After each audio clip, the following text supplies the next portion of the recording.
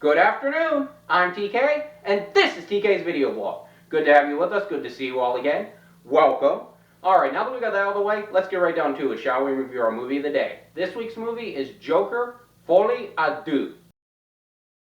The movie stars Joaquin Phoenix, Lady Gaga, Brandon Gleeson, Catherine Kinnear, Zazie Beetz, Steve Coogan, Harry Lottie, Lee Gill, Ken Long, Jacob Lowland, Bill Smigrovich, and Sharon Washington. So, what's the movie about? Well, the plot of the movie is hard to simplify, but I'm going to try my best here. In its simplest terms, the movie follows the events from the first Joker, where Arthur Fleck, aka the Joker, deals with life behind bars and his pending trial, all while courting and dealing with a new friend and love interest, Lee, aka Harley Quinn from the comics, the Joker's love interest girlfriend. All set to fantasy musical sequences throughout the movie. So, let's talk about the movie a little more in depth, shall we? So, the plot of the movie, let's get one thing right. It was unique, it was different, it was creative. But that doesn't always translate to good. And let me explain why in this case it does not. So, the plot of the movie was very light on details, was very light on substance, on the meat and potatoes, if you will. And it just was not great. It just did not go where it should have gone, I think, after the first movie. And I think it also had some very interesting threads that it could have explored and some very interesting ideas, but it just didn't go there. And it should have. It could have. It could have been great had it gone there. And in fact, one of the people I saw the movie with, I saw the movie with a group of friends, and one of the people I saw it with said that, and this stuck with me after he said it. It didn't stick with me right away, but it kind of stuck with me in the days after. And what he said was, he said every time the music would start and there'd be a musical sequence, he'd know the plot was not going to get further and nothing was going to happen. And they kind of, after I saw it and after I thought about it, that stuck with me. And he was absolutely 100% spot on. Yeah, absolutely 100% true. So I have to give a shout out to the person who said that because 100% right. And he also gave me great content to use in this blog right here. So a major shout out to the individual who said that. Now you know who you are, because it was a great point, it was insightful, and as I say, it gave me a great point to make on the blog here too, so thank you very much for that. Moving along, the movie was more music than story, than plot. And in some cases that works, and then in this case it didn't work because the music and plot were not balanced at all. There was more music than there was plot, and it didn't work. It did not balance. So the plot, while it reads interesting, that the Joker's going to deal with the aftermath of the murders he committed at the end of the last movie, and the trial, and meeting Harley Quinn, Lee, played by Lady Gaga. I mean, that's a good sounding plot. It has potential, but it just does not work. It does not go anywhere, unfortunately, and it's a great shame, really. And there's also a plot point in the movie that I picked up on, and I read about it too online, and then it kind of clicked in my head, and I picked up on it as I thought about it again, which is the first movie deals with Arthur Fleck descending into Joker. Well, this movie sort of goes the reverse opposite direction, or at least it has that thread of Joker descending back into Arthur Fleck. Now, that is never really fully explored, and that thread's never really fully put at, and like done in depth, and it doesn't work. It could work, it would be a brilliant point. It would be a brilliant strategy, a brilliant plot element if it worked, but it didn't. So the plot, very light and a little bit disappointing, I'd say. Now, let's talk about the casting, shall we? So Joaquin Phoenix and Lady Gaga, fantastic in their roles. Joaquin Phoenix, I think, plays his role a little better than Lady Gaga. You sort of get some character development, not a whole lot, granted, but some in the Joker. In Harley Quinn, Lee, her name's Lee in the movie, by the way, you don't really get any character development, or you don't really get to see what made her tick and what makes her how she is, and that's a little bit disappointing. But, I mean, it's not bad, it just is really like the plot. Now, Brandon Gleeson, he plays a very morally questionable guard at Arkham, and he is okay. I mean, the rest of the cast is okay for what their roles are, but again, none are stellar. I would say that the two cast members who were the best were Joaquin Phoenix and Lady Gaga, which kind of worked because they were the leads. They also had good chemistry, which was nice. That kind of worked too, so that's a positive.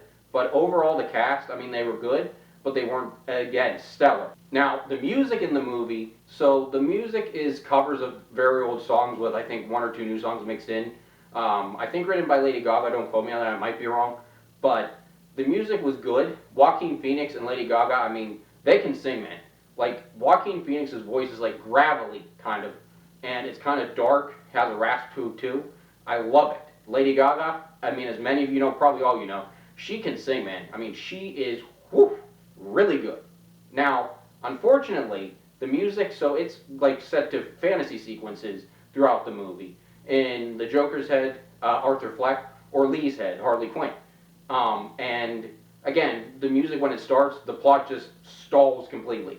But the music, the fantasy sequences and everything, that's all done well, and those are all staged and lit well and edited well. So those are really good. I would give those really high marks. Unfortunately, they don't mesh well with the rest of the plot and they don't really fit. So those are good as a separate entity, but in the overall movie, they don't work. Now, as far as the aesthetics of the movie, the lighting, it works for the movie. It works for what it's supposed to be. It works for the tone. The lighting and staging and aesthetics in the fantasy sequences, again, really, really good. I'm very impressed with those. So those don't have any issues with them, I don't feel. Now, the editing for me.